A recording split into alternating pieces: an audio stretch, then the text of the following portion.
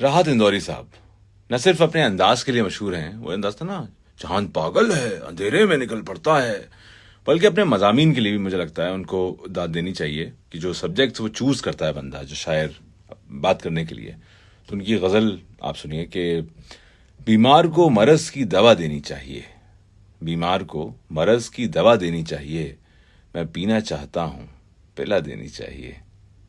اللہ برکتوں سے نوازے گا عشق میں، اللہ برکتوں سے نوازے گا عشق میں، ہے جتنی پونجی پاس لگا دینی چاہیے، دل بھی کسی فقیر کے حجرے سے کم نہیں، دنیا یہیں پہ لا کے چھپا دینی چاہیے، اور میں پھول ہوں تو پھول کو گلدان ہو نصیب، میں آگ ہوں تو آگ بجھا دینی چاہیے، واہ، میں تاج ہوں تو تاج کو سر پر سجائیں لوگ، میں خاک ہوں تو خاک اڑا دینی چاہیے، واہ واہ واہ،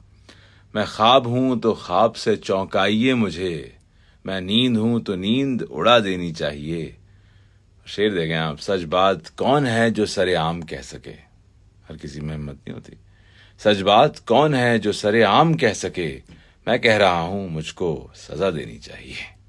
میں کہہ رہا ہوں مجھ کو سزا دینی چاہیے۔ راحت اندوری۔